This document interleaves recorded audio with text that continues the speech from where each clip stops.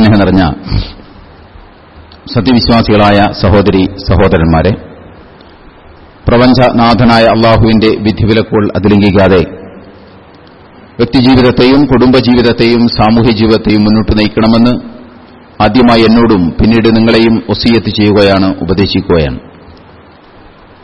ജീവിതത്തിലുടനീളം അല്ലാഹു സുബ്ഹാനഹു വ തആലയുടെ നിയമ നിർദ്ദേശങ്ങൾ അനുസരിച്ച് ജീവിക്കുവാനും അവസാനം പൂർണ്ണമായ ഈമാനോടുകൂടി ഈ ലോകത്ത് നിന്ന് വിട പറയുവാനും നാളെ അവന്റെ ജന്നാത്തുൽ ഫിർദൗസിൽ അംബിയാ മുർസലിങ്ങളോടൊപ്പം സന്തോഷം കഴിഞ്ഞുകൂടുവാനുമുള്ള തൗഫീഖ് നൽകി അർഹമുർ റഹീമീനായ റബ്ബ് നമ്മെല്ലാവരെയും എല്ലാ അർത്ഥത്തിലും അനുഗ്രഹിക്കുമാറാകട്ടെ. നമുക്കറിയാം, കേരളത്തെ പൊതുവിലും മുസ്ലിം സമൂഹത്തെ പ്രത്യേകിച്ചും നാണിപ്പിക്കുന്ന സംഭവമാണ് കഴിഞ്ഞ 1-2 ആഴ്ചകളിലായി പത്രമാധ്യമങ്ങളിലടക്കം വന്ന സ്ത്രീധന പീഡനത്തിന്റെ ഭാഗമായി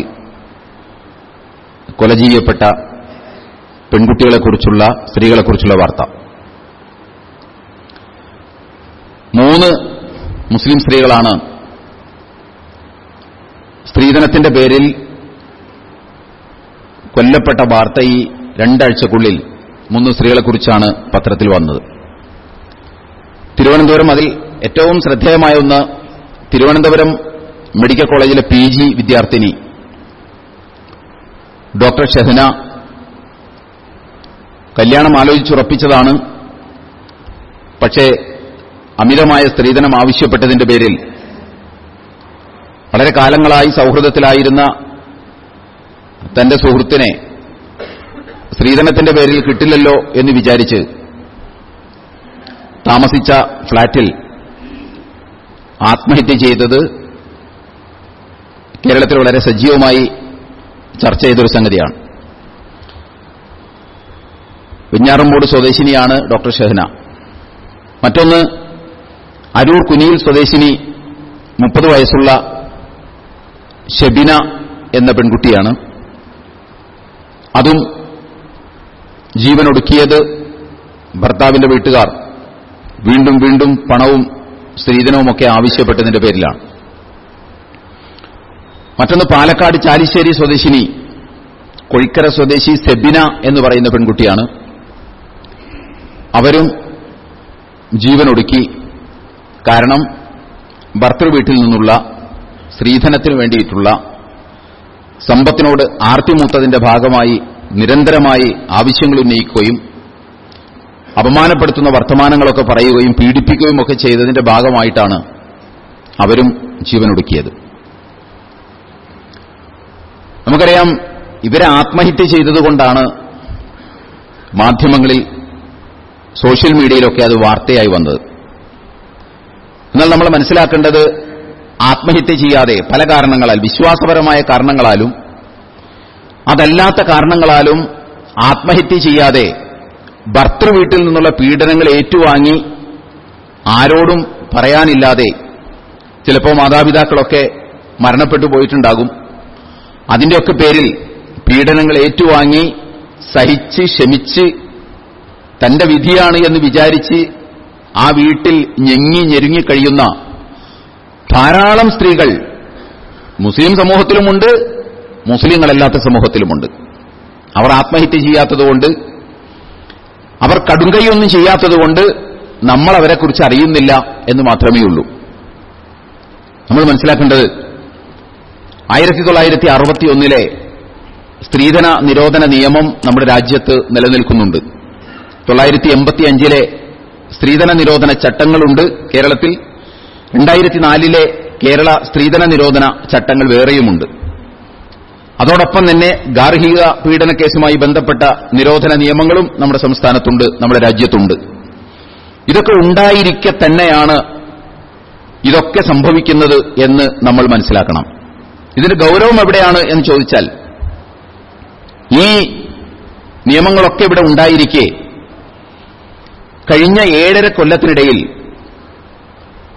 നമ്മുടെ കേരളം എന്ന ഈ കൊച്ചു സംസ്ഥാനത്ത് ഔദ്യോഗികമായ കണക്കനുസരിച്ച് 95 പെൺകുട്ടികളാണ്, സ്ത്രീകളാണ് സ്ത്രീധനത്തിന്റെ പേരിൽ ജീവൻ ഒടുക്കേണ്ടി വന്നത് എന്ന് വരുമ്പോൾ, ഒരു കൊല്ലത്തിൽ 12 പേർ സ്ത്രീധനമെന്ന പൈശാചികമായ ഒരു ആവശ്യത്തിന്റെ പേരിൽ 12 പേർ ഒരു കൊല്ലത്തിൽ നമ്മുടെ സംസ്ഥാനത്ത് ജീവൻ നഷ്ടപ്പെടുത്തുന്നു എന്നത് ഞാൻ നേരത്തെ പറഞ്ഞതുപോലെ ഔദ്യോഗികമായ കണക്ക് മാത്രമാണ്.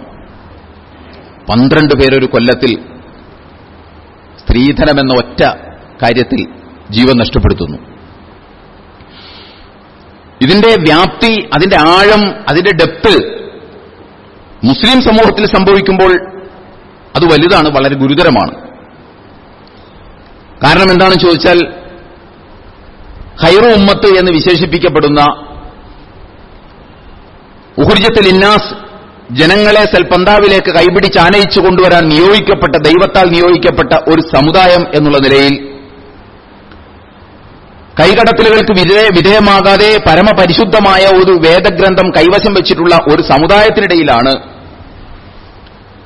പെണ്ണിന് കൊടുക്കേണ്ട, പെണ്ണിനെ നെഗോഷിയേറ്റ് ചെയ്യാവുന്ന മഹറിനെക്കുറിച്ച് 6ലേറെ സ്ഥലങ്ങളിൽ പരാമർശിക്കുകയും സ്ത്രീധനത്തെക്കുറിച്ച് പരിസരത്തെവിടെയും ഒരു അക്ഷരം പോലും ഉരിയാടാതിരിക്കുകയും ചെയ്യുന്ന ഒരു വേദഗ്രന്ഥത്തിന്റെ വക്താക്കളുടെ ഭാഗത്ത് നിന്ന് ഇത്തരത്തിലുള്ള സ്ത്രീധനമെന്ന പൈശാചിക വൃത്തിയുടെ പേരിൽ താൻ കല്യാണം കഴിച്ചു കൊണ്ടുവന്ന പെൺകുട്ടി ആത്മഹത്യ ചെയ്യേണ്ടി വരിക എന്ന് പറഞ്ഞാൽ അത് വളരെ നടുക്കമുളവാക്കുന്ന ഒന്നാണ് എന്ന് നമ്മളെല്ലാവരും മനസ്സിലാക്കേണ്ടതുണ്ട്. ചങ്ങലക്ക് തന്നെ ഭ്രാന്ത് പിടിക്കുന്ന ഒരവസ്ഥയാണ് ഇതുവഴി ഉണ്ടായിത്തീരുന്നത്.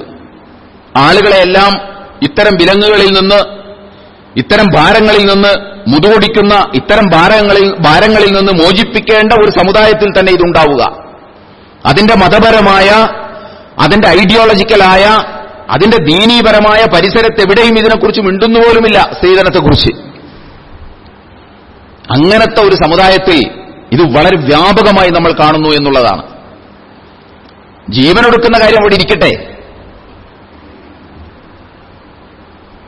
ജീവനൊടുക്കുക എന്ന് പറയുന്ന കാര്യം തൽക്കാലം അവിടെ നിൽക്കട്ടെ. സ്ത്രീധനമെന്ന പ്രശ്നത്തിന്റെ പേരിലാണല്ലോ ജീവൻ ഒടുക്കിയത്.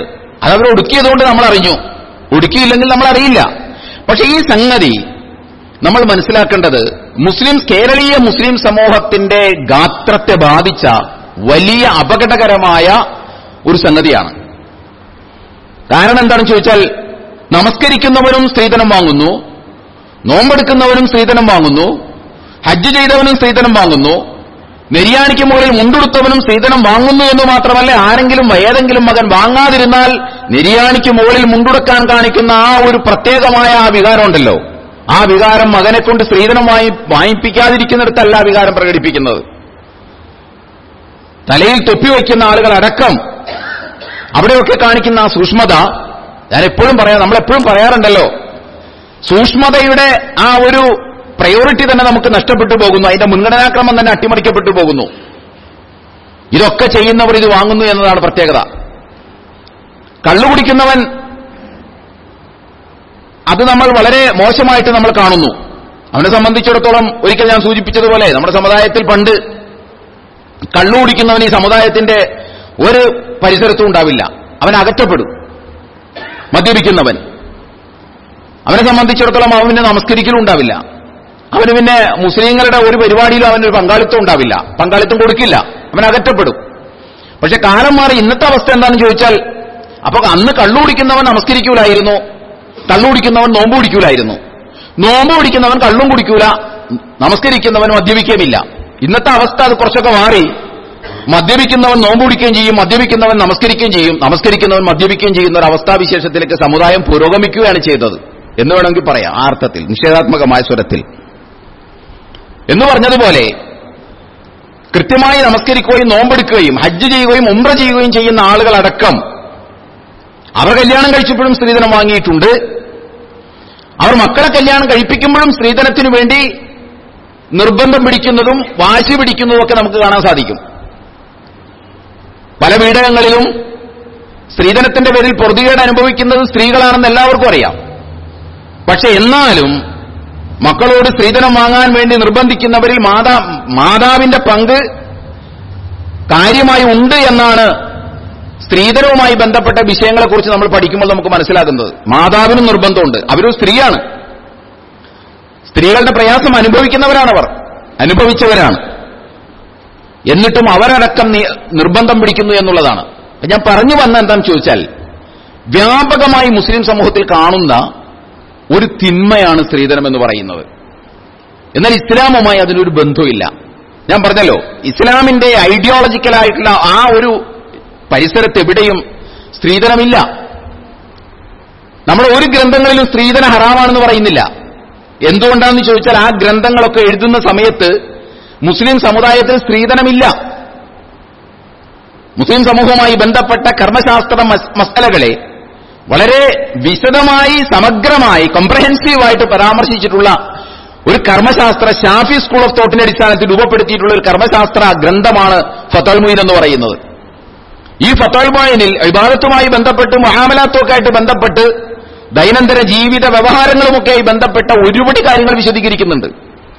അതിന്റെ ഇസ്ലാമികമായ കർമ്മശാസ്ത്രപരമായ ഒരു ആസ്പെക്ട് വളരെ വിശദമായി തന്നെ അതിനകത്ത് അധ്യായങ്ങളിലൂടെ പറയുന്നത് അത് മറിച്ചു നോക്കിയാൽ നമുക്ക് കാണാൻ സാധിക്കും. എന്നാൽ അവിടെ ഒരിടത്തു പോലും എങ്ങനെയാണ് കച്ചവടം സാധുവാകുന്നത്, എങ്ങനെയാണ് ബിസിനസ് സാധുവാകുന്നത്, അങ്ങനെയുള്ള ഒരുപാട് വിശദാംശങ്ങൾ അതിനകത്ത് ചർച്ച ചെയ്യുമ്പോഴും അതേ ഒരു അധ്യായത്തിന്റെ ഏതെങ്കിലും ഒരു വക്കിലോ മൂലയിലോ പോലും സ്ത്രീധനത്തെക്കുറിച്ച് സംസാരിക്കുന്നത് നമുക്ക് കാണാൻ സാധിക്കില്ല. നമ്മുടെ അറബിയിൽ എഴുതിയ ഒരു കിതാബിലും സ്ത്രീധനത്തെക്കുറിച്ച് പറയുന്നത് നമുക്ക് കാണാൻ കഴിയില്ല. എന്തുകൊണ്ട് കാണാൻ കഴിയില്ല എന്ന് ചോദിച്ചാൽ, അതിന്റെ ന്യായം ഇത്രയേ ഉള്ളൂ: മുസ്ലിം സമുദായത്തിൽ, ഇസ്ലാമിൽ സ്ത്രീധനം എന്നത് ഒരു വിഷയമല്ല.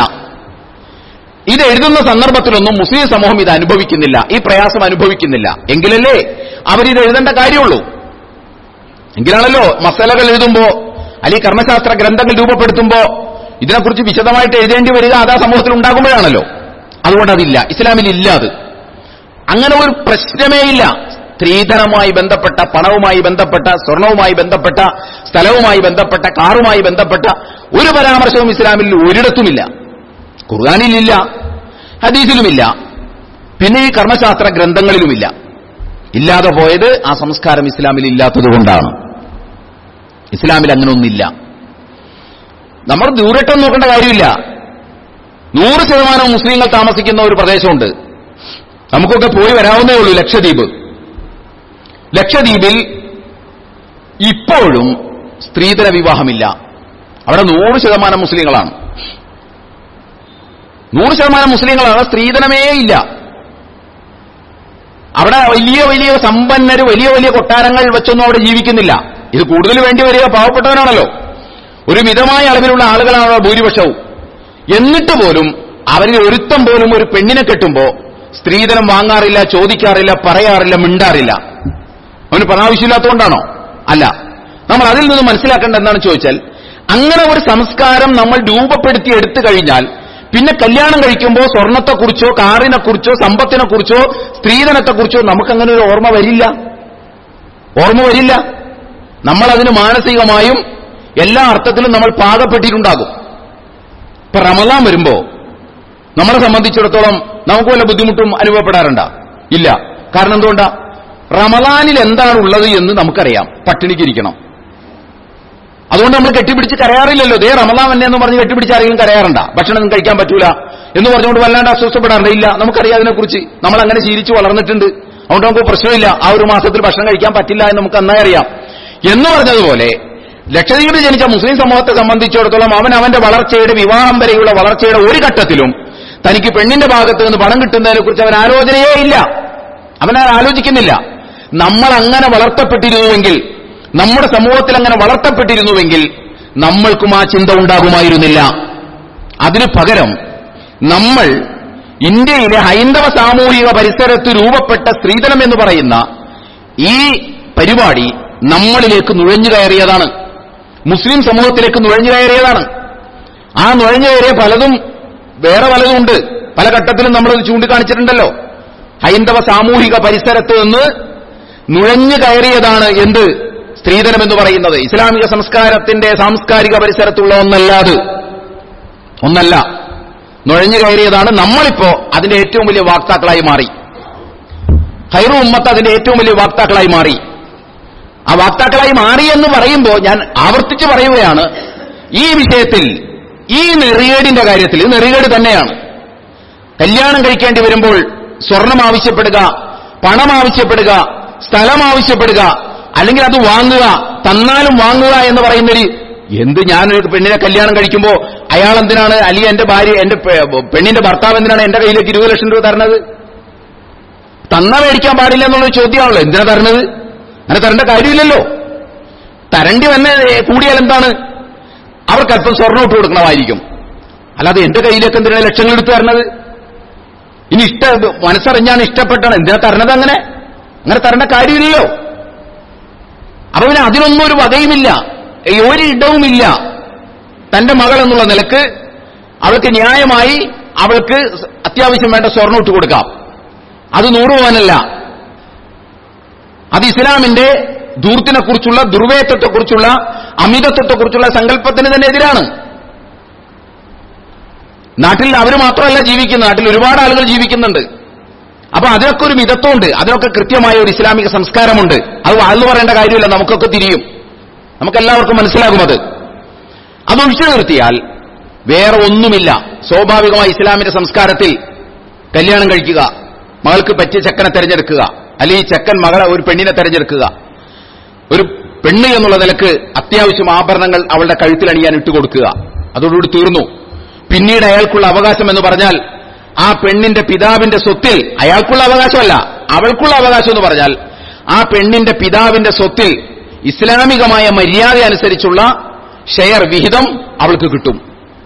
അത്രേ ഉള്ളൂ ഇസ്ലാമിൽ. അതല്ലാതെ സഹായങ്ങൾ അത്യാവശ്യ ഘട്ടത്തിൽ കൊടുക്കുന്നതൊന്നും ഇസ്ലാം എതിരൊന്നുമല്ല, അങ്ങനെ വരേണ്ട ഒരു ദർശനമൊന്നുമല്ല. പക്ഷെ ഇങ്ങനെ ഒരു കണ്ടീഷണലായിട്ടുള്ള ഒരു മാരേജ് എന്ന് പറയുന്നത് ഇസ്ലാമിലില്ല. ഉള്ളത് ഇതാണ്. പക്ഷെ ഇവിടെ അട്ടിമറിക്കപ്പെട്ടപ്പോൾ ഇതെല്ലാം അട്ടിമറിക്കപ്പെട്ടു. എന്ന് പറഞ്ഞാൽ സ്ത്രീധനം ഇല്ല എന്നത് അട്ടിമറിച്ച് സ്ത്രീധനം വാങ്ങുന്നൊരവസ്ഥയായി.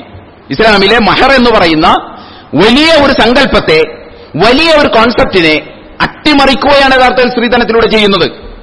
അത് അട്ടിമറിഞ്ഞപ്പോൾ മറുവശത്ത് സ്വാഭാവികമായിട്ട് അനന്തര സ്വത്ത് എന്ന് പറയുന്ന ഇസ്ലാമിലെ മറ്റൊരു സംഗതി കൂടി അട്ടിമറിക്കപ്പെട്ടു.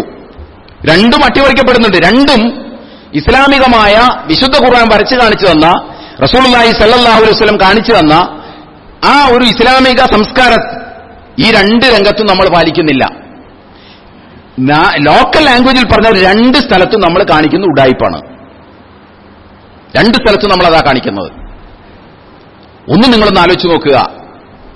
വിദ്യാഭ്യാസം, മാന്യമായ സൗന്ദര്യം, മാന്യമായ വിദ്യാഭ്യാസം, ഇതൊക്കെയുള്ള ഒരു പെൺകുട്ടി, ആ പെൺകുട്ടി അതോടൊപ്പം തന്നെ ഒരു പെൺകുട്ടി എന്ന് പറയുന്നത് നിങ്ങളൊന്ന് ആലോചിച്ച് നോക്കൂ. ഒരു പെൺകുട്ടി എന്ന് പറയുന്നത് ഒരു പുരുഷൻ എന്നുള്ള നിലക്ക് എന്റെ അനിവാര്യതയാണ്. എനിക്ക് അവളുണ്ടെങ്കിലേ ജീവിക്കാൻ പറ്റൂ. മനുഷ്യൻ എന്നുള്ള നിലക്ക്, ഒരു പുരുഷൻ എന്നുള്ള നിലക്ക് എനിക്ക് അല്ലാഹു സുബ്ഹാനഹു വ തആല തന്ന ലൈംഗിക വികാരം എന്ന് പറയുന്ന അനിവാര്യമായ, വളരെ മനോഹരമായ ഒരു വികാരം എന്നിൽ അല്ലാഹു സന്നിവേശിപ്പിച്ചിട്ടുണ്ട്. അതെനിക്ക്, ഞാൻ മനസ്സിലാക്കിയ ഇസ്ലാമും മതവും അനുസരിച്ച് അതെനിക്ക് സാക്ഷാത്കരിക്കാൻ ഒരു പെണ്ണാവശ്യമാണ്, അല്ലേ? ഒരു പെണ്ണാവശ്യമാണ്. അതില്ലെങ്കിൽ അതെനിക്ക് സാക്ഷാത്കരിക്കാൻ പറ്റില്ല. അപ്പൊ ആ പെണ്ണ് എനിക്ക് ആവശ്യമാണെന്നുള്ളത് എന്റെ അനിവാര്യതയാണ്, വെറുമൊരാവശ്യമല്ല. എന്റെ ജീവിതത്തിൽ സന്തുലിതമായ മാനസികാവസ്ഥയോടുകൂടി മുന്നോട്ട് പോകണമെങ്കിൽ എന്റെ ലൈംഗിക വികാരവും കൂടി പൂർത്തീകരിക്കപ്പെടേണ്ടതുണ്ട്. അതിന് ഒരു പെണ്ണ് എന്റെ ജീവിതത്തിൽ അനിവാര്യമാണ്, എന്റെ ജീവിതത്തിൽ അനിവാര്യമാണ്. അപ്പോ ഒരു പെണ്ണിന് അത്യാവശ്യം സൗന്ദര്യമുണ്ട്, മറ്റൊന്ന് ആ പെണ്ണിനെ സംബന്ധിച്ചിടത്തോളം മാന്യമായ യോഗ്യതയുണ്ട്. അതോടൊപ്പം തന്നെ ഒരു പെണ്ണ് എന്നുള്ള നിലക്ക്, ഒരു പെണ്ണ് എന്നത് എന്റെ ജീവിതത്തിന്റെ അനിവാര്യതയാണ് എങ്കിൽ അവൾ എന്റെ ജീവിതത്തിൽ കൂടെ വരുന്നതിനെന്തിനാ അവൾ പൈസ തരണത്?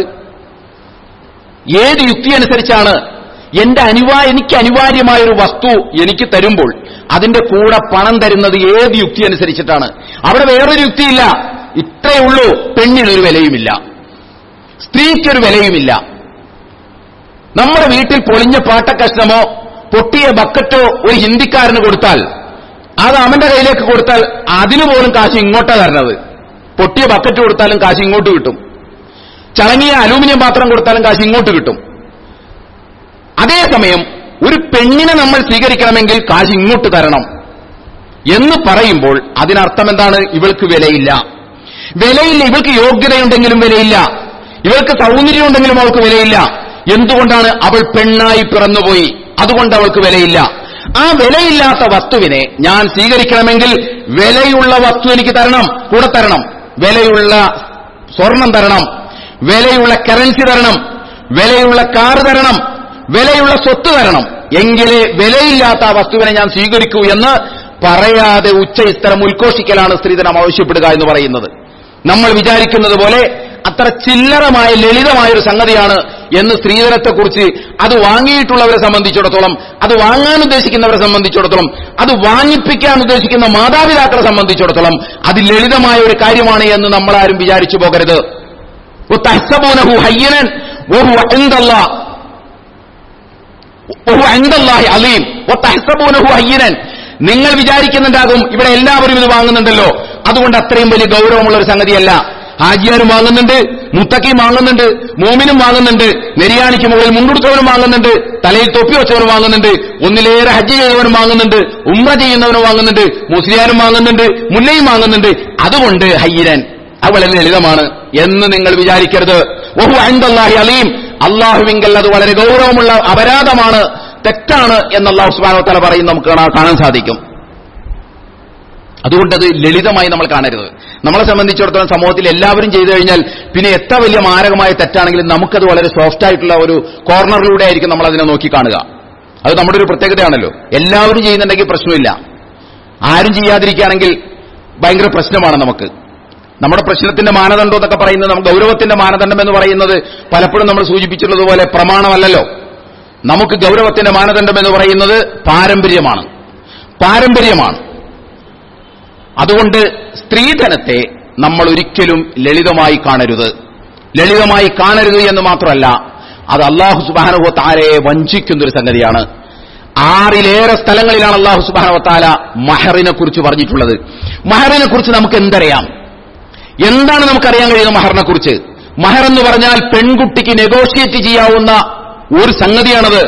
അല്ല നമ്മുടെ ഔദാര്യത്തിന് അവളുടെ കയ്യിൽ നിന്ന് ആ 100 പവൻ വാങ്ങി, അവളുടെ കയ്യിൽ നിന്ന് 50 പവൻ വാങ്ങി, അതിനുശേഷം അവളുടെ കയ്യിൽ കൊണ്ടുപോയി 2 പവനിട്ട് അല്ലെങ്കിൽ 3 പവനിടുന്ന പണിയല്ല മഹർ. മഹർ എന്ന് പറയുന്നത് പെണ്ണിന് നെഗോഷിയേറ്റ് ചെയ്യാവുന്ന ഒരു ഇസ്ലാമിലെ ഒരു വ്യവസ്ഥയാണത്. പെണ്ണിന് നെഗോഷിയേറ്റ് ചെയ്യാം. ഞാൻ നിങ്ങളുടെ ഭാര്യയായി വരണമെന്നുണ്ടെങ്കിൽ എനിക്ക് 5 ലക്ഷം രൂപ തരണം, എനിക്ക് 10 ലക്ഷം രൂപ തരണം, എനിക്ക് 25 പവൻ സ്വർണം തരണം എന്ന് പറഞ്ഞുകൊണ്ട് പെണ്ണിനും പെണ്ണിന്റെ ഉത്തരവാദിത്തപ്പെട്ട ആളുകൾക്ക് നെഗോഷിയേറ്റ് ചെയ്യാവുന്ന ഒന്നാണ് മഹർ എന്ന് പറയുന്നത്. അല്ലാതെ നമ്മുടെ ഔദാര്യമായിട്ട് കൊടുക്കേണ്ട ഒരു സംഗതിയല്ല. ഇവിടെ ഔദാര്യമായതുകൊണ്ട് പെണ്ണിനും തോന്നുന്നു ഇത് ഔദാര്യമാണ്, ഇതെന്തോ അയാൾ എനിക്ക് തരേണ്ട ഔദാര്യമാണ് എന്ന് പെണ്ണിനും തോന്നുന്നു, കൊടുക്കുന്നവനും തോന്നുന്നു, എല്ലാവർക്കും തോന്നുന്നു, അത്രേ ഉള്ളൂ. എന്നാൽ മഹറാണ് ഇസ്ലാമിൽ മുഴച്ചു നിൽക്കുന്നത്, സ്ത്രീധനമല്ല. അത് നെഗോഷിയബിൾ ആണെന്നുള്ളതാണ്. നമ്മൾ അങ്ങനെ മനസ്സിലാക്കിയിട്ടുണ്ടോ? ഒരു പെണ്ണ് മനസ്സിലാക്കിയിട്ടുണ്ടോ? അങ്ങനെ നെഗോഷിയബിൾ ആണ് മഹർ എന്ന് പറയുന്നത്. സംസാരിക്കുക ഇന്ന് സ്ത്രീധനത്തെക്കുറിച്ച് നെഗോഷിയേറ്റ് ചെയ്യാറില്ലേ നമ്മൾ? അതുപോരാ, അങ്ങനെ നെഗോഷിയേറ്റ് ചെയ്തതാണല്ലോ ഡോക്ടർ ഷെബിനാട് ആത്മഹത്യക്ക് കാരണമായത്, ഷെയ്നാട് ആത്മഹത്യക്ക് കാരണമായത്. തിരിഞ്ഞുപോയി നമ്മൾ നെഗോഷിയേറ്റ് ചെയ്യുന്നത്. നമ്മൾ സ്ത്രീധനത്തിനാണ് നെഗോഷിയേഷൻ നടത്തുന്നത്. എന്നാൽ ഇസ്ലാമിൽ വിശുദ്ധ ഖുർആനിൽ മഹറിനാണ് നെഗോഷിയേഷൻ ഉള്ളത്. പെണ്ണിന്റെ ഉത്തരവാദിത്തപ്പെട്ട ആളുകൾക്ക് എനിക്ക് ഇത്ര കിട്ടണം, മഹറായിട്ട് ഇത്ര തരണം എന്ന് പറയാം, എങ്കിലേ ആ വിവാഹം നടക്കുള്ളൂ എന്ന് പറയാം. എല്ലാം അട്ടിമറിഞ്ഞതുപോലെ ഇത് മട്ടിമറിഞ്ഞു പോയി. അതുകൊണ്ട് ആരും അത്ര ഗൗരവത്തിൽ മിണ്ടുന്നില്ല. എല്ലാവരും ഇങ്ങനെ സ്ത്രീധനത്തിന് ആരെങ്കിലും ആത്മഹത്യയൊക്കെ ചെയ്യുമ്പോൾ ആളുകൾ അസ്വസ്ഥപ്പെടുന്നു എന്നല്ലാതെ ആരും അതിനകത്തെ കുറിച്ച് അത്ര വലിയ ഗൗരവത്തിലെടുക്കാറില്ല. എന്തുകൊണ്ടാണ്? ബഹുമാനിയായ ചേറു അബ്ദുൽ മുസ്ലിയാരെ പോലെയുള്ള ഒറ്റപ്പെട്ട മൗലവിമാരും ഒക്കെ ഇത്, മുസ്ലിയാക്കന്മാരും ഒക്കെ ഇത് പറയുന്നു എന്നല്ലാതെ മുഖ്യധാരയെ നയിക്കുന്ന ഉത്തരവാദിത്തപ്പെട്ട പണ്ഡിതന്മാർ സ്ത്രീധനത്തെ തള്ളിപ്പറയാറില്ല. ഉറച്ച ഭാഷയിൽ തള്ളിപ്പറയാറില്ല എന്ന് മാത്രമല്ല, ഏതൊക്കെയോ ഘട്ടത്തിൽ ഇവർ എന്തൊക്കെയോ പറഞ്ഞ് ന്യായീകരിക്കുന്നതും നമുക്ക് കാണാൻ സാധിക്കും. സ്ത്രീധനത്തെ അത് പലയിടങ്ങളിലും വായിക്കാനും പലയിടങ്ങളിലും ഇവർ പറഞ്ഞതും ഒക്കെ നമ്മുടെ കൈവശമുണ്ട്, ഒക്കെ നമുക്ക് വായിച്ചെടുക്കാൻ സാധിക്കും. അതുകൊണ്ടാണ് ഇവരും ഉണ്ടാത്തത്. ഒരു ചേറൂർ അബ്ദുൽ മുസ്ലിയാർ വളരെ കാര്യമായി അതുപോലെ ഒറ്റപ്പെട്ട ചില പണ്ഡിതന്മാരും ബഹുമാന്യരായ പണ്ഡിതന്മാരും മൗലവിമാരും ഒക്കെ ഇത് പറയുന്നുണ്ട് എന്നല്ലാതെ ഇവിടെ മുഖ്യധാരയെ നയിക്കുന്നു എന്ന് പറയുന്ന, ഏറ്റവും വലിയ ജനസമൂഹത്തെ നിയന്ത്രിക്കുന്നു എന്ന് പറയുന്ന പണ്ഡിതന്മാർ ഇത് ഉറപ്പിച്ചും തറപ്പിച്ചും ഇത് ഹറാമാണ്, നിങ്ങളിത് ചെയ്യരുത്, ഇത് അല്ലാഹു സുബ്ഹാനഹു വ തആലയെ കുപ്പിയിലിറക്കുന്ന പണിയാണ് എന്ന് ഇവർ പറയാറില്ല. എന്തുകൊണ്ട് പറയാറില്ല എന്ന് ചോദിച്ചാൽ ഇവർ നോക്കുന്ന കർമ്മശാസ്ത്ര ഗ്രന്ഥങ്ങളിൽ സ്ത്രീധനം ഹറാമാണെന്ന് എവിടെയും അറബിയിൽ എഴുതി വെച്ചിട്ടില്ല. അതുകൊണ്ടാണ് ഇവർ മിണ്ടാത്തത്. ഇവർക്ക് അറബിയിൽ എവിടെയെങ്കിലും എഴുതി വെച്ചാൽ മാത്രമേ അത് ഹറാമായിട്ട് പ്രഖ്യാപിക്കാൻ പറ്റുള്ളൂ. ഖുർആൻ എഴുതിയ പോരാ, അല്ലെങ്കിൽ ഖുർആനിൽ നിന്ന് മനസ്സിലാക്കിയ പോരാ, ഇവരുടെ കർമ്മശാസ്ത്ര ഗ്രന്ഥങ്ങളിൽ അത് വേണം. അതാണല്ലോ ഏറ്റവും വലിയ പ്രത്യേകത. ഖുർആൻ അല്ലല്ലോ പ്രമാണം, അത് ഓതാനുള്ളതും ഊതാനുള്ളതുമാണ്. അതിനപ്പുറത്ത് ഇസ്ലാമിലെ അല്ലാഹു സുബ്ഹാനഹു വ തആല നിശ്ചയിച്ച നിയമങ്ങളെ അട്ടിമറിക്കുന്നതാണ് ഒരു സംഗതിയെങ്കിൽ അത് ഹറാമാണെന്ന് പറയാൻ നമ്മൾ റൈറ്റ് തെറ്റ് നോക്കേണ്ട കാര്യമില്ല. നമ്മളെ സംബന്ധിച്ചിടത്തോളം അള്ളാഹുവിന്റെ അനുഗ്രഹം കിട്ടാൻ അല്പം വൈകും. എന്റെ സഹോദരി സഹോദരന്മാരെ, അല്പം വൈകും. നമ്മൾ എന്ത് പ്രാർത്ഥിച്ചിട്ട് ഗസയിലെ ആളുകൾക്ക് എന്ത് കിട്ടാനാണ് നമ്മൾ ഈ നെറുകേട് കാണിക്കുന്ന നമ്മൾ പ്രാർത്ഥിച്ചാൽ അള്ളാഹു പ്രതികരിക്കുമെന്നാണോ നമ്മൾ വിചാരിക്കുന്നത്? നിങ്ങൾ പ്രാർത്ഥിച്ചോ, നിങ്ങൾ കണ്ണീരൊലിപ്പിച്ചോ, ഞാൻ ഉത്തരം തന്നേക്കാം എന്ന് അല്ലാഹു സുബ്ഹാനഹു വ തആല എവിടെയും പറഞ്ഞിട്ടില്ല. അള്ളാഹു പറഞ്ഞത് എന്റെ വിളിക്ക് നിങ്ങൾ ഉത്തരം നൽകൂ, ഞാൻ നിങ്ങളുടെ വിളിക്ക് ഉത്തരം നൽകാം എന്നേ പറഞ്ഞിട്ടുള്ളൂ. അല്ലാതെ നിങ്ങൾ കരഞ്ഞോ, നിങ്ങൾ മുട്ടുകുത്തിക്കോ, നിങ്ങൾ കഅബയുടെ ചാരത്ത് പോയി നിന്ന് പറഞ്ഞോ ഞാനേക്കും എന്നൊന്നും അല്ലാഹു എവിടെയും പറഞ്ഞിട്ടില്ല. അത്തരം ഒരു വ്യാമോഹത്തിലൊന്നും നമ്മൾ അകപ്പെടേണ്ടതില്ല. വിശുദ്ധ ഖുർആനിലെ 2-ാം അധ്യായം 85-86 സൂക്തങ്ങളിൽ അല്ലാഹു സുബ്ഹാനഹു വ തആല പറഞ്ഞ ഒരു കാര്യമുണ്ട്. അഫതൂമിനൂന ബിബഅദിൽ കിതാബി വതക്ഫുറൂന ബിബഅദ് വമാ ജസാഉ മൻ യഫ്അലു ദാലിക മിൻകും ഇല്ലാ ഖിസ്യുൻ ഫിൽ ഹയാത്തി ദുനിയ വയൗമൽ ഖിയാമത്തി യുറദ്ദൂന ഇലാ അശദ്ദിൽ അദാബ് വമല്ലാഹു ബിഗാഫിലിൻ അമ്മാ തഅമലൂൻ. അല്ലാഹു സുബ്ഹാനഹു വ തആല വിശുദ്ധ ഖുർആനിൽ ഇസ്രായേലിയരുടെ ജൂത ക്രൈസ്തവ സമൂഹത്തിന്റെ ചില നെറുകേടുകളെ കുറിച്ച് വിശുദ്ധ ഖുർആൻ പരാമർശിക്കുന്നത് നമുക്ക് കാണാൻ സാധിക്കും. ആ കാലഘട്ടത്തിലെ പല പരാമർശങ്ങളും ഖുർആനിലുണ്ട്. അവർ ചെയ്തത്, അവർ വേദഗ്രന്ഥത്തോട് കാണിച്ചത്, അവർ അള്ളാഹുവിനോട് കാണിച്ചത്, അവർ അള്ളാഹുവിന്റെ നിയമങ്ങളോട് കാണിച്ചത് വിശുദ്ധ ഖുർആൻ പലയിടങ്ങളിലായി സൂചിപ്പിക്കുന്നത് നമുക്ക് കാണാൻ സാധിക്കും. അവർ ഇങ്ങനെ ചെയ്തിരുന്നു. എന്തിനാണ് അവർ ഇങ്ങനെ ചെയ്തിരുന്നു എന്ന് പറയുന്നതെന്ന് ചോദിച്ചാൽ, നിങ്ങൾ ഇങ്ങനെ ചെയ്യരുത്, അന്ത്യവേദത്തിന്റെ അന്ത്യറസൂലിന്റെ വാക്താക്കളായ നിങ്ങൾ ഇത് ചെയ്യരുത്, അവർ ഇത് ചെയ്തിരുന്നു എന്ന് പറഞ്ഞുകൊണ്ട് ഖുർആൻ സൂചിപ്പിക്കുന്നു. അതിൽപ്പെട്ട ഒരുപാട് കാര്യങ്ങളുണ്ട്. ഒരിടത്തല്ല പറഞ്ഞതാണ് 85-86 സൂക്തങ്ങൾ. സൂറത്തുൽ ബഖറയിലെ 85-86 സൂക്തങ്ങൾ ഓതാനുള്ളതല്ല, ഊതാനുള്ളതല്ല, മനസ്സിലാക്കാനുള്ളതാണ്. അഫതൂമിനൂന ബിബഅദിൽ കിതാബി വതക്ഫുറൂന ബിബഅദ്, വേദഗ്രന്ഥത്തിലെ ചില നിയമങ്ങൾ നിങ്ങൾ സ്വീകരിക്കുകയും ചില നിയമങ്ങൾ നിഷേധിക്കുകയും ചെയ്യുന്നു. അഫതൂമിനൂന ബിബഅദിൽ കിതാബി വതക്ഫുറൂന ബിബഅദ്, അഥവാ കിതാബിലെ ദൈവിക ഗ്രന്ഥത്തിലെ ചിലതിനെ നിങ്ങൾ വിശ്വസിക്കുകയും ചിലതിനെ നിങ്ങൾ നിഷേധിക്കുകയും ചെയ്യുന്നു. അങ്ങനെയുള്ള ഈ നെറുകേട് ആരെങ്കിലും കാണിച്ചാൽ അവരെ സംബന്ധിച്ചിടത്തോളം ദുനിയാവിൽ അവർ നിന്ദ്യരും നീചരുമായി മാറ്റപ്പെടും, പരലോകത്ത് കഠോരമായ ശിക്ഷയിലേക്ക് അവർ വലിച്ചെറിയപ്പെടും. അല്ലാഹു സുബ്ഹാനഹു വ തആല പറയുന്നു, എന്നിട്ട് പറയുന്നു, നിങ്ങൾ ചെയ്യുന്നതിനെ കുറിച്ച് അല്ലാഹു അശ്രദ്ധനാണ് എന്ന് നിങ്ങൾ വിചാരിക്കരുത്. ഉലൈകല്ലദീന ഇസ്തറഉൽ ഹയാത്ത ദുനിയാ ബിൽ ആഖിറ, അത്തരക്കാർ ദുനിയാവിന് വേണ്ടി ആഖിറത്തെ വിറ്റവരാണ്. അവരെ സംബന്ധിച്ചിടത്തോളം ശിക്ഷയിൽ ഒരു ഇളവും ഉണ്ടാവില്ല, അവരെ സഹായിക്കാനൊട്ട് ആരും ഉണ്ടാവില്ല എന്ന് അല്ലാഹു സുബ്ഹാനഹു വ തആല പറയുകയാണ്. ഈ ആയത്തെടുത്ത് നമ്മളൊന്ന് വായിച്ചു നോക്കണം.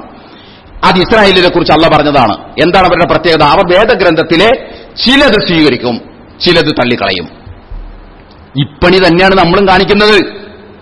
ഇവിടെ ചിലത് വിശ്വസിക്കും, ചിലത് നിഷേധിക്കും എന്ന് പറഞ്ഞാൽ അവർ വേദഗ്രന്ഥം എടുത്തിട്ടും ഇത് ഞങ്ങൾ അംഗീകരിക്കുന്നില്ല, ഇത് ഞങ്ങൾ അംഗീകരിക്കും എന്ന് സൊസൈറ്റിയിൽ ഡിക്ലെയർ ചെയ്യുന്നു എന്നല്ല ഈ പറഞ്ഞതിനർത്ഥം.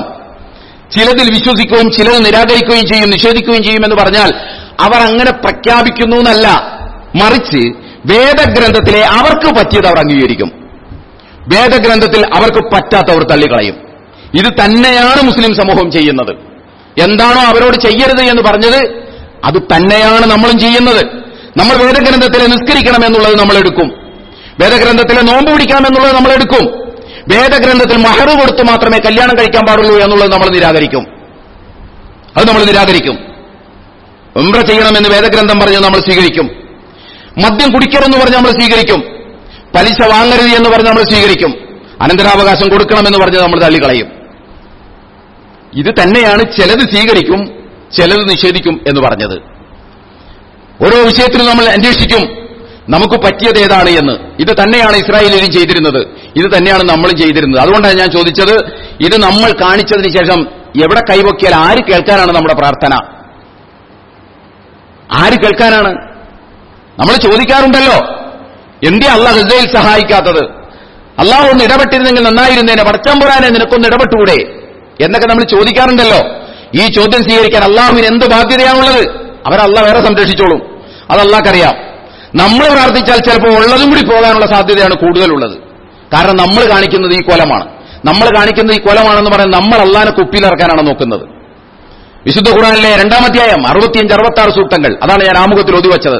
വലഖദ് അലിംതുമുല്ലദീന അഅതദൂ മിൻകും ഫിസ്സബതി വഖുൽനാ ലഹും കൂനൂ ഖിറദത്തൻ ഖാസിഈൻ ഫജഅൽനാഹാ നകാലൻ ലിമാ ബൈന യദൈഹാ വമാ ഖൽഫഹാ വമൗഇദത്തൻ ലിൽമുത്തഖീൻ. ഇസ്രായേലിൽപ്പെട്ട തന്നെ ഒരു വിഭാഗത്തിന്റെ നിയമലംഘനത്തെക്കുറിച്ചാണ് അല്ലാഹു സൂചിപ്പിക്കുന്നത്. വലഖദ് അലിംതുമുല്ലദീന അഅതദൂ മിൻകും ഫിസ്സബതി ഫഖുൽനാ ലഹും കൂനൂ ഖിറദത്തൻ ഖാസിഈൻ.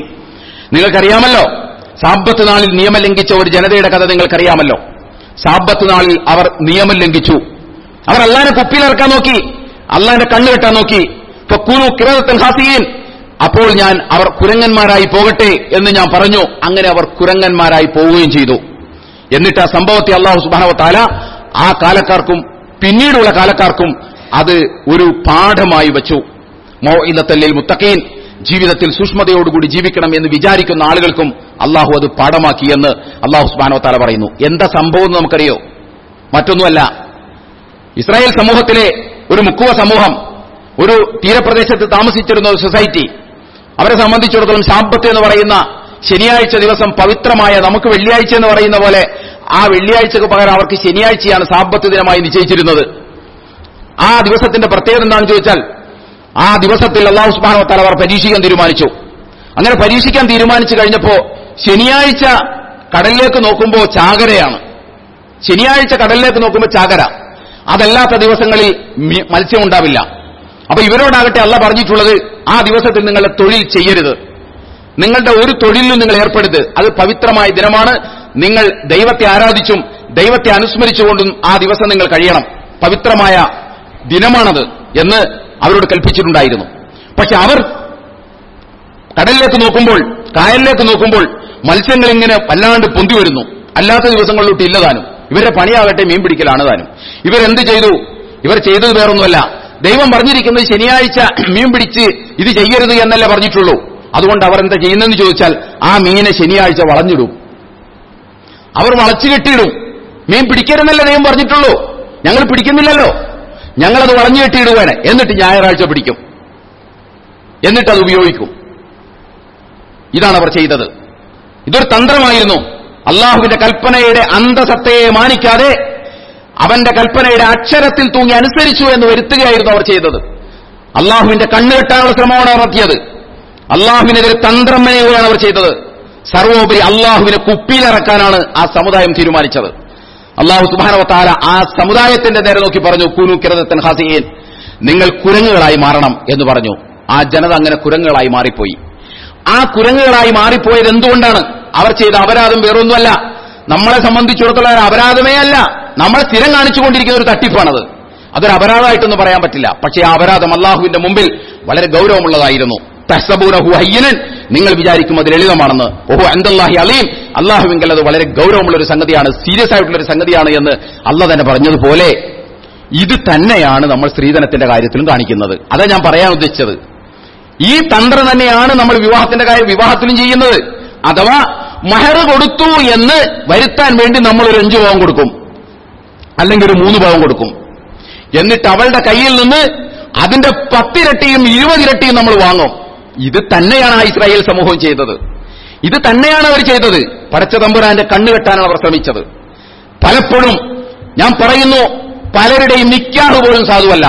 എന്തുകൊണ്ടാണെന്ന് ചോദിച്ചാൽ, അവൾ തന്ന സ്ത്രീധനം 1 മാസം മുമ്പ് വാങ്ങിയിട്ടാണ് ആ കല്യാണത്തിന്റെ ഇവൾക്ക് മഹർ പോലും കൊടുക്കുന്നത്. അവരുടെ നിക്കാഹ് എങ്ങനെയാണ് സാലിഹാവുക? അവരുടെ നിക്കാഹ് എങ്ങനെയാണ് സഹിഹാവുക? നിക്കാഹ് പോലും ശരിയല്ല. കാരണം എന്താണെന്ന് ചോദിച്ചാൽ, അള്ളാഹ് പറഞ്ഞെന്താ, വാതു നിസാ സദഖാതിഹിന്ന നിഹല, മാന്യമായ മഹർ കൊടുത്തവളെ കല്യാണം കഴിക്കണം.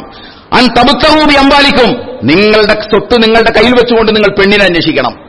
നമ്മൾ പണം ആവശ്യം വരുമ്പോഴാണ് പെണ്ണിനെ അന്വേഷിക്കുന്നത്. അള്ളാഹ് പറഞ്ഞത് നിങ്ങളുടെ സ്വത്ത് കയ്യിൽ വെച്ചുകൊണ്ട് നിങ്ങൾ പെണ്ണിനെ അന്വേഷിക്കണമെന്നാണ് പറഞ്ഞത്. അപ്പൊ എത്ര ഗുരുതരമായ പാപമാണെന്ന് നിങ്ങൾ ആലോചിച്ചു നോക്കൂ. ഒന്ന്, അള്ളാഹുവിന്റെ വേദഗ്രന്ഥത്തിലെ ചിലതനുസരിക്കുക, ചിലത് തള്ളിക്കളയുക. മറ്റൊന്ന്, പടച്ചാമ്പുരാനെ കുപ്പിയിലിറക്കാൻ നോക്കുക. അഥവാ മഹർ കൊടുത്ത് അള്ളാഹ് പറഞ്ഞല്ലോ മഹർ കൊടുക്കണമെന്ന്, അത് ഞാൻ കൊടുത്തിട്ടുണ്ടല്ലോ. എന്നിട്ട് ആ മഹറിനെ അട്ടിമറിക്കുന്ന രൂപത്തിൽ നമ്മൾ സ്ത്രീധനം വാങ്ങുക. ഇത് തന്നെയാണ് മൗഇലത്തൻ ലിൽ മുത്തഖീൻ, ജീവിതത്തിൽ സൂക്ഷ്മത പാലിക്കുന്നവർക്ക് വേണ്ടി ഞാൻ പാഠമാക്കി വച്ചിരിക്കുന്നു, അല്ലെങ്കിൽ സതുപദേശമാണ് എന്ന് അല്ലാഹു സുബ്ഹാനഹു വ തആല പറഞ്ഞൊരു കാര്യം. അതുകൊണ്ട് ഞാൻ പറയുന്നത്, നമ്മളെ സംബന്ധിച്ചിടത്തോളം നമ്മൾ ഉത്തമ സമുദായത്തിന്റെ ആളുകളാണ്. നമ്മൾ ആളുകൾക്ക് മാതൃകയാകേണ്ടവരാണ്. ഏതൊരു ഐഡിയോളജിയും ഏതൊരു ദർശനവും അത് മഹത്തരമാകണമെന്നുണ്ടെങ്കിൽ അത് ദൈവത്തിൻ്റെതായാൽ മാത്രം പോരാ, അത് വലിയ സിദ്ധാന്തങ്ങളുണ്ടായാൽ പോരാ, അത് നടപ്പാക്കുന്ന ജനതയാകുന്ന നമ്മൾ അത് ജീവിതത്തിൽ നടപ്പാക്കാൻ ശ്രമിക്കണം. ഇത് ഇസ്ലാമിക പരിസരത്തുള്ള, ഞാൻ തുടക്കത്തിൽ പറഞ്ഞതുപോലെ, ഒരു കാര്യമേ അല്ല.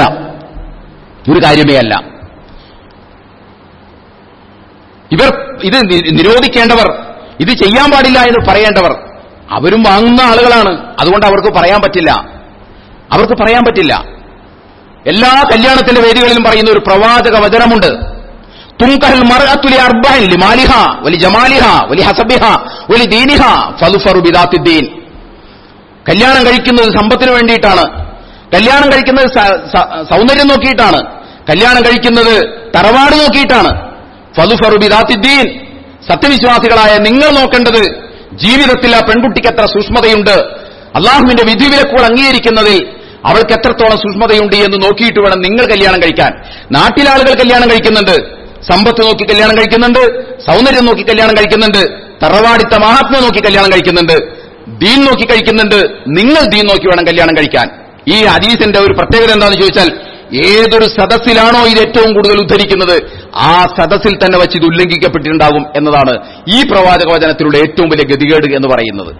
ഇതെവിടെയാണോ ഏറ്റവും കൂടുതൽ ഉദ്ധരിക്കുന്നത് അവിടെ ഇത് ഉല്ലംഘിച്ചിട്ടുണ്ടാകും. ഇത് ഉല്ലംഘിച്ചിടത്താണ് ഇത് ഏറ്റവും കൂടുതൽ ഉദ്ധരിക്കുന്നത്. അതാണ് നമ്മുടെ ഏത് കല്യാണത്തിനാണ് ഈ പറയുന്ന മാനദണ്ഡങ്ങൾ പാലിച്ച് ചെയ്യുന്നത്? വളരെ അപൂർവം.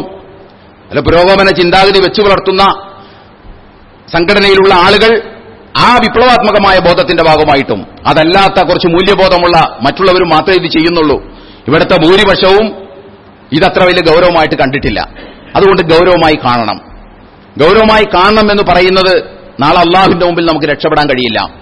കാരണം അനധികൃതമായ ധനമാണ് നമ്മൾ കൈവശം വയ്ക്കുന്നത്. അതിന് പകരം ഇസ്ലാമിന്റെ നിയമം കൊണ്ടുവരണം. ഏതുപോലെ എന്ന് ചോദിച്ചാൽ മഹർ നെഗോഷ്യബിളാക്കി കൊണ്ടുവരണം. അനന്തരാവകാശം അതിന്റേതായ അന്തസ്സോടുകൂടി വിതരണം ചെയ്യാനും നമ്മൾ സന്നദ്ധമാകണം. ഈ രണ്ട് സ്ഥലത്തും കണ്ണി പൊടിയിടുന്ന പരിപാടിയാണ് നമ്മൾ കാണിക്കുന്നത്. അങ്ങനെ ആയിക്കഴിഞ്ഞാൽ ഈ സമൂഹത്തിൽ അള്ളാഹുവിന്റെ കാവലുണ്ടാകും, ഈ സമൂഹത്തിൽ അള്ളാഹുവിന്റെ നിഅമത്തുണ്ടാകും, അള്ളാഹുവിന്റെ ബർക്കത്തുണ്ടാകും, അള്ളാഹു ഐശ്വര്യം പ്രദാനം ചെയ്യും.